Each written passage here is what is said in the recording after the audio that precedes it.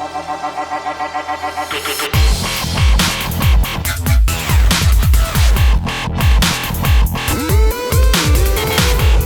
guys, Ashlane here, coming at you today with a 12 Earthquake 3-star guide for Town Hall 11.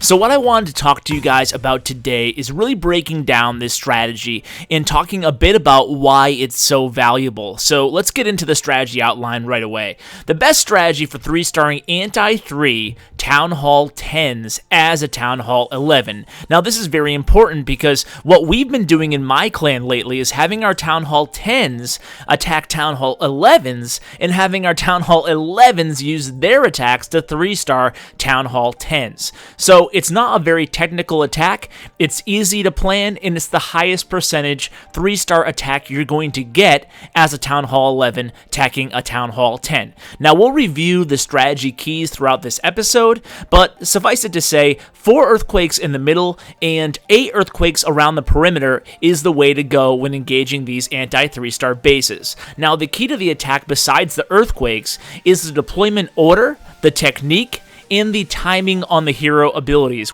So let's stop talking about it and actually show you guys how it's done here. So this war, we actually lost by 1 star, but we 3-starred a lot of their Town Hall 10s using the same strategy. So I'm just going to pick out 3 replays here, a few different army variations on these replays, but the technique is going to be the same every single time. Doesn't matter if there's 2 multi-target Inferno Towers or if there's 2 single-target, even better. If there's 1 of each, obviously even better as well. So you can see in the middle of the base here, what you're going to do is use 4 earthquakes to really open up most of the center compartments. So basically right where that queen is, Cybertron is going to go ahead and use his first 4 earthquakes, or maybe his last 4 earthquakes. You drop the earthquakes all on the board before you go in with this attack, unless you're going to start out with a queen walk. We'll actually watch one of those replays next. So here it is, 3 earthquakes. It opens up a really nice area for you to spread your troops, and obviously the whole center of the base is pretty much accessible at this point. See that little narrow strip there?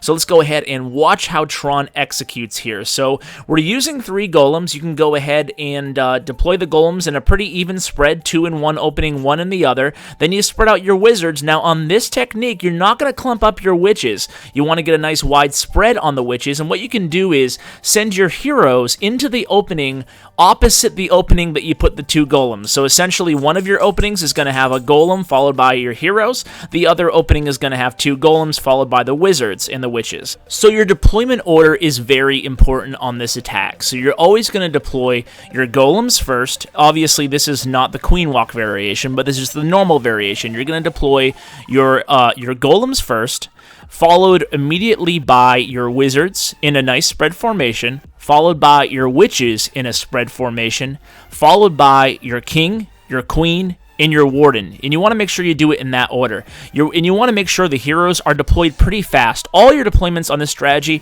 are going to be pretty fast because you want to get your warden attached to your troops. You don't want to have him linger behind. So if you stagger your troops or you clump them up too much, you might be in trouble. The idea here is that now that the whole base is accessible using those earthquake spells, you want to use the Grand Warden ability pretty early on in the raid. But before you use the Grand Warden ability, this is very important. I see a lot of people not doing this. Very important in any raid that you do, for the most part, unless you have something, strategically planned out beforehand. Maybe you have your warden walking with your queen, which we might see in the next replay. But more often than not, you want to use your Barbarian King's Iron Fist ability right before you use the Grand Warden's Eternal Tome ability. So that's very important. That way it gives all those barbarians on rage via the Barbarian King Iron Fist ability, it gives them invincibility. That's really key. They actually do a lot more damage and a lot more destruction in those 8 seconds than one would think. So it's very important to use the Barbarian King ability and then boom, Grand Warden ability, Eternal Tome. So that's important to do on all these strategies, on all your attacks. really important to keep in mind. So here we go again. Now, Aronos is going to go ahead and use Queen Walk into the same strategy here. So again, same idea with the Earthquake spells. 2 entry points and then open up the center of the base. Now, a lot of you might be asking, can I use this as a Town Hall 10? You certainly can, absolutely, but you're probably not going to 3-star without that Eternal Tome ability. So important to keep in mind, very safe, high percentage 2-star, not always going to 3-star. In fact, you're probably not going to 3-star. Now, Aronos starts a little bit differently. This is a little bit more advanced, a little bit more technique, but if you're comfortable with your Queen Walks, go ahead and consider using a Queen Walk. Now, you don't have to use the Grand Warden with the Queen. This is a little bit of a trickier Queen Walk, but the advantages to this are, it's pretty obvious. This base has the mortar in the center there. That's a little bit different. Usually the mortars are around the edges on these bases. So if there's a mortar in the center and they're kind of in an unsymmetrical layout in terms of the placement of the mortars, you might want to start with the Queen Walk because you have to take out as many mortars as possible during the engagement of this base. This is one of the reasons that we spread out the troops upon the initial deployment of the base, right? So you're spreading out the troops for 2 reasons. Number 1, you're mitigating the mortar damage. Your troops aren't clumped up. The mortars aren't going to be able to take out your witches as easily.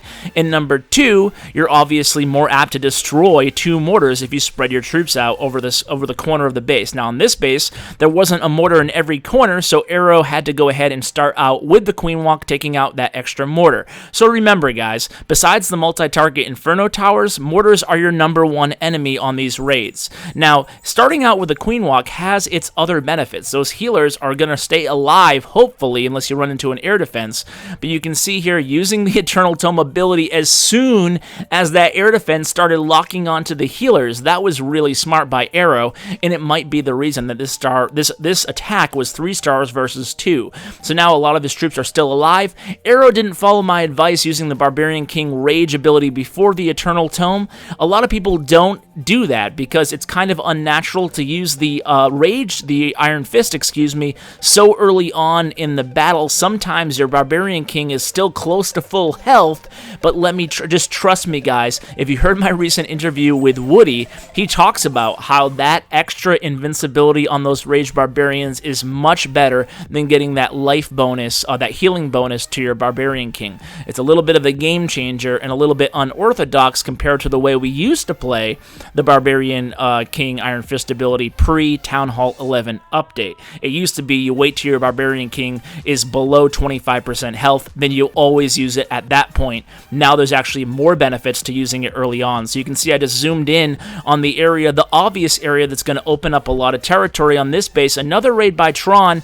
This is actually a raid that a guy in our clan, Boley's, been doing for a long time. I'm not going to share more than 3 replays because it gets a little repetitive. It's doing the same thing. You're opening up the base, right? You can guess where the earthquakes are going to go even before they drop them.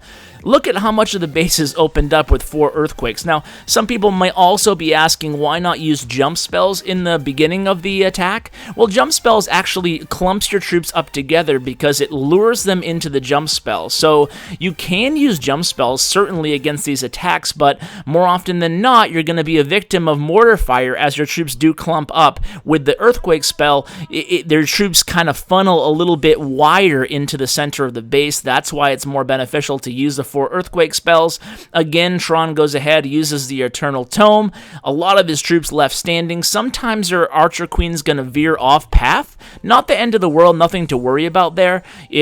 Sometimes she'll die, but more often than not, towards the end of the raid, at least your Warden and a few Wizards, your Warden and a few Witches will be alive. In some cases, like this one, your Archer Queen will be full health as well as your Warden. So guys, I hope you enjoyed this episode. We talked about how to use 12 earthquakes for 3 stars as a Town Hall 11 on anti-3-star Town Hall 10s. Guys, good luck with this strategy, and thanks for watching. As always, take care. Thanks for watching Clash with Ash. If you enjoyed the video, please like and subscribe. Find more Ash at ClashWithAsh.com, and be sure to check out his Patreon page using the links in the description below. Take care, guys. We don't play for fame, we don't play for cash. We just play for the glory and the crash of the ash.